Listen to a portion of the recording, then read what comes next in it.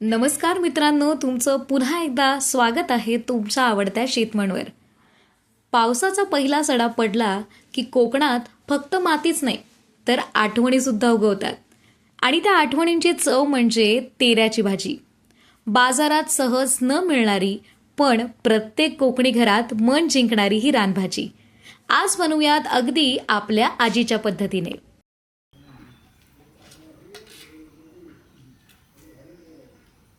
ही बघा, ही आहे आपल्या आजीची छोटीशी तेऱ्याची बाग आणि ही आहे तिची ताजी कोवळी पानं.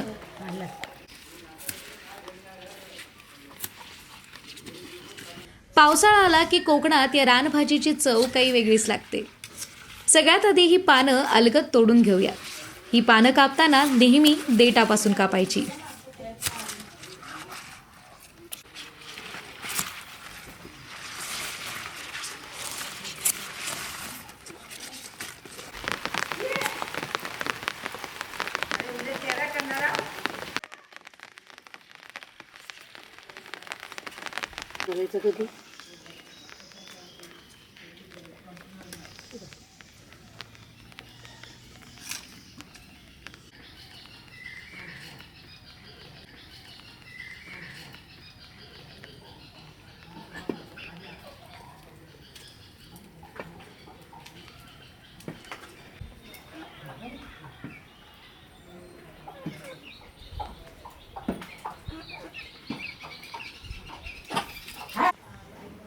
आता ही पानं निवडून घेऊया. प्रत्येक देठाची ही साल अशा पद्धतीने काढून घ्यायची असते.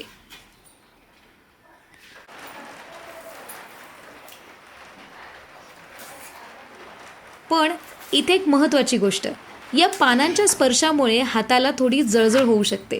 त्यामुळे भाजी निवडण्याआधी हाताला थोडंसं तेल लावलं की हा त्रास होत नाही.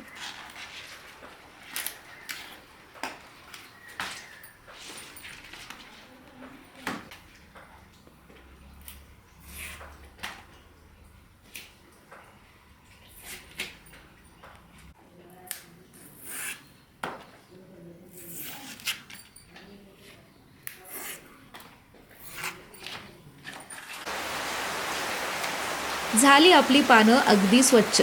आता त्यांना बारीक चिरून घेऊया.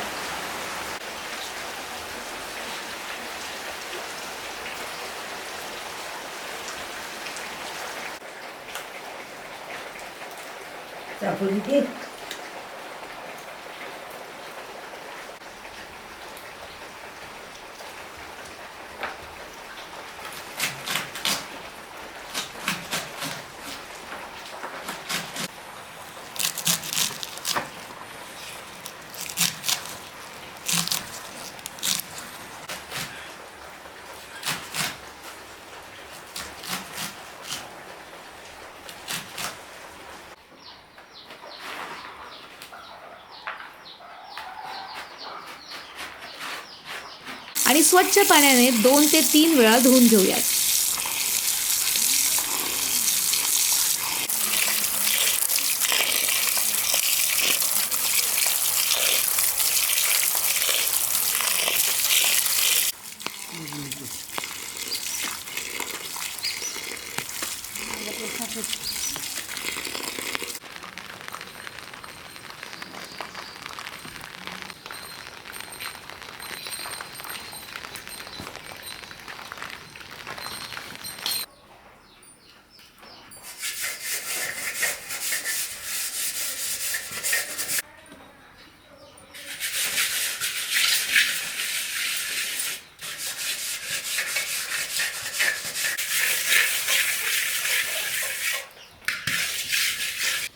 आता ही चिरलेली तेऱ्याची पानं शिजवून घ्यायची आहेत. त्यासाठी चुलीवर पाण्याचं भांडं ठेवू.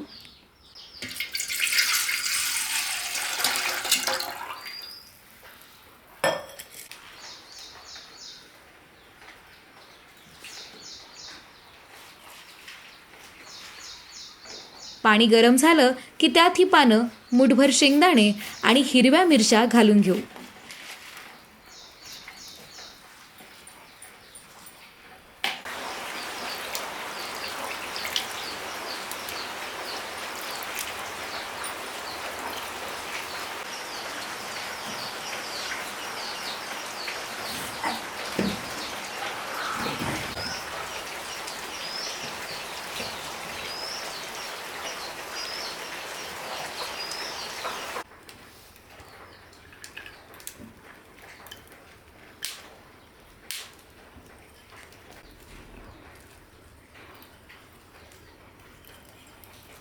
झाकण ठेवून याला छान उकळी घेऊन देऊ.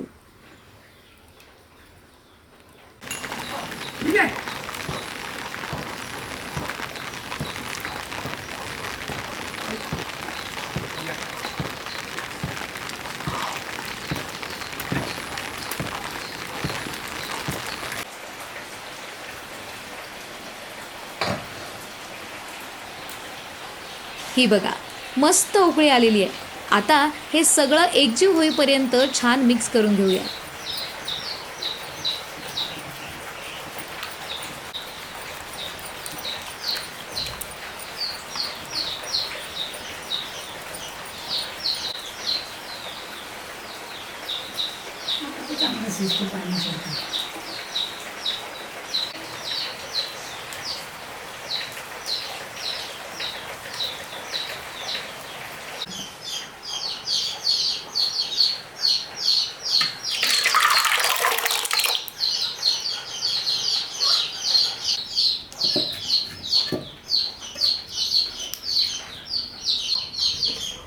मित्रांनो, आता देऊयात आपल्या भाजीला खमंग अशी फोडणी.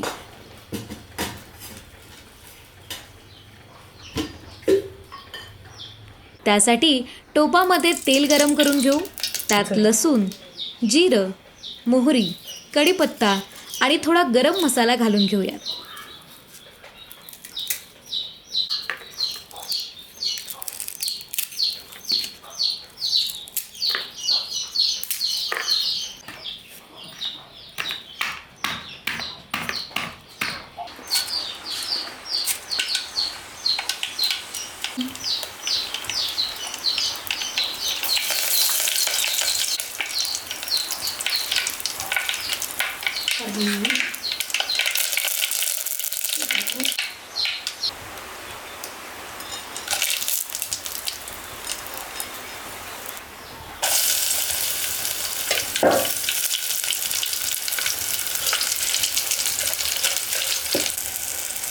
त्यानंतर लाल तिखट आणि हळद घालून लगेच तयार केलेलं तेराचं मिश्रण त्यात सोडूयात आणि सगळं एकजीव करून घेऊया.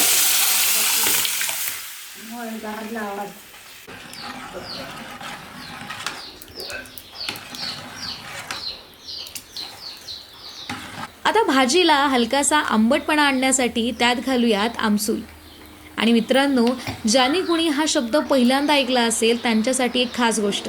आमसूल म्हणजे कोकमाच्या सुकवलेल्या पाकळ्या. कोकणातल्या बऱ्याचशा पारंपरिक पदार्थांमध्ये त्याचा वापर केला जातो. आता भाजीला 2 मिनिटं छान उकळी येऊ देऊ.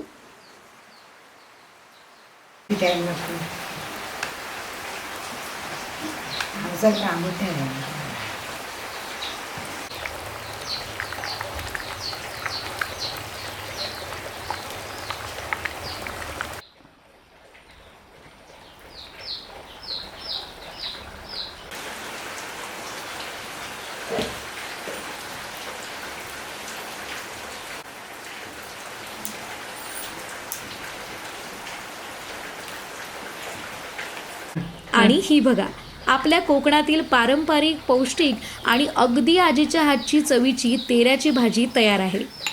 मित्रांनो, अशाच हरवत चाललेल्या कोकणातील पारंपरिक रेसिपी पाहायच्या असतील तर शेतवणला नक्की फॉलो करा. आणि ही तेऱ्याची भाजी तुम्ही कधी खाल्ली आहे का ते आम्हाला कमेंटमध्ये नक्की सांगा.